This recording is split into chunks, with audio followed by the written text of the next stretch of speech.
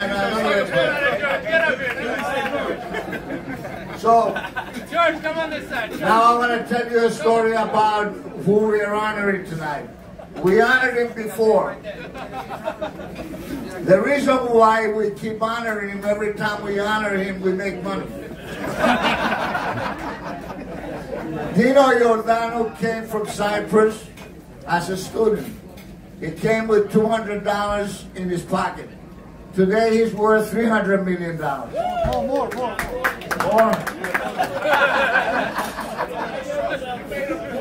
There's only one reason why he's worth that money. Ted Papadopoulos. Anyway, Teddy, you take credit for that. Dino Giordano, I wanted and this is really the history of the Pacipri. He came here, he was a student at NYU. I went to NYU, he was a player, he came a little bit after me. He had two talents. He had tremendous speed, and his two legs, they used to call him 2x4s. He didn't have a left foot, he never used it, but he had a deadly right foot. I'm going to tell you a story. He was unbelievable as long as he was on the field. Sometimes he used to outrun the field. You know how a receiver who's in a 100-yard dasher and he keeps running but he doesn't catch the ball? That was Dino. One of the things that he told me one day, he says, they should extend the field, I will score more goals. Dino was an unbelievable center forward. He had in 75, 76, he was our top scorer. But the real story here is how a person comes as a student for $200 in his pocket and he becomes a magic in the industry, in the insurance industry. Ladies and gentlemen, I want you to welcome Dino Giordano, our star soccer player. And here's a guy that used to work in a delicatessen, and his record was that he could cook 12 eggs at the same time and make egg sandwiches. He became a very big story in the insurance company, but the main thing is that he never forgot his roots. He never forgot where he came from, and he still supports our soccer team and the Pacipri Association. Ladies and gentlemen, Dino Giordano, our honorary. Thank you, Philip. Just a few short words. Before I became mentioned, you know, as Philip says, I'm 72, so I'm mentioned. You know, I met my wife and we were dating. And I was much thinner, had a nice mustache, and he looked at me and she thought of me as a Greek god.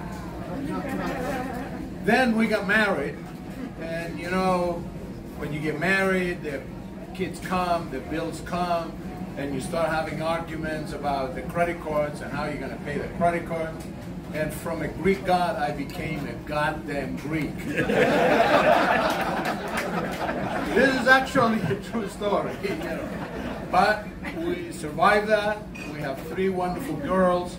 2 of them, they're married. I have 4 wonderful grandkids, and I have my youngest, who became a phenomenal soccer player. My daughter Christina played for the U.S. U17 national team. And my greatest moments is when we went to Russia in Sochi, and she played for the U.S. U17, and we beat on a FIFA tournament everybody, and the U.S. came with the cup. Even though it was a U19 tournament, the U.S. wouldn't send the U19s because they were in college, and the college coaches wouldn't release the girls. So we sent the U17s where they were in high school. That was the greatest moment in my life, because I was born on March 8th, And on March 8th, we were playing Turkey. And the game was tied 1-1, and we had a free kick from about 15 yards outside the box.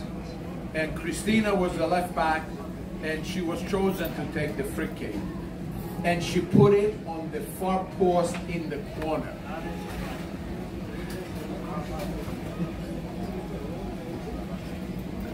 I get emotional of that moment.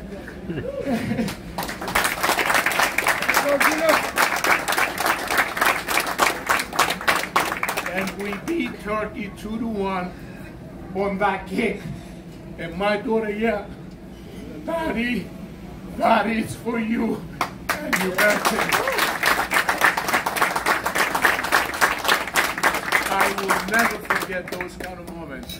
But it's not only about soccer. It's about family. It's about community.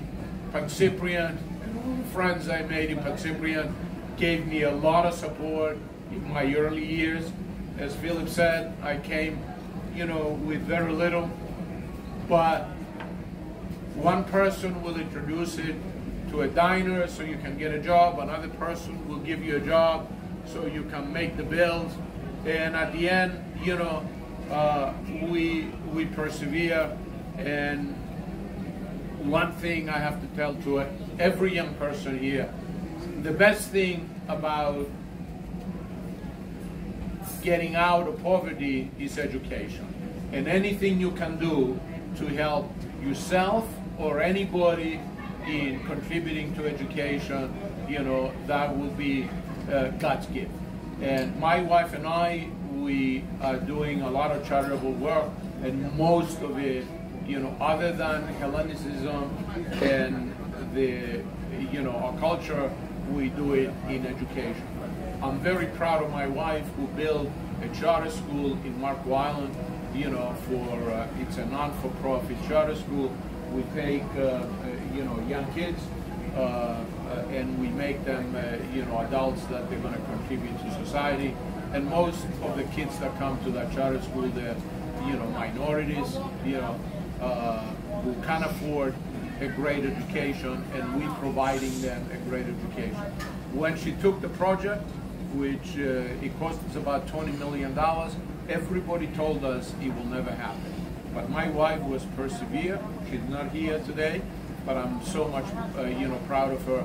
We raised the money and we built a school, and we're very proud of it.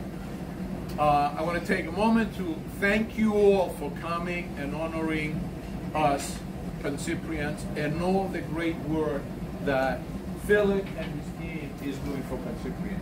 We wouldn't have that community without Philip. He has been a pillar in the community. From 1975, as young adults, I was part of the 6-7 people that, helping build, Pagcyprian. I'm very proud of that. And he never wavered on any one year. It's been 47 years. He's been there every single year. And we are where we are because of him. So, in closing, again to the young people, as Philip said, we're getting to be ancient. I'm ancient, he's ancient, he's 2 years older, So we have to pass that responsibility to the younger crowd. And you have a responsibility to continue with the work for the community. And for those of you who want to do that, we have open arms, we welcome you, and the more you get involved, I will assure you, you will get more personal satisfaction for what you do for the community than anything else you do in life. Thank you again for coming and honoring us. And I appreciate all your support, all your financial support. It goes a long way for us to do the kind of work.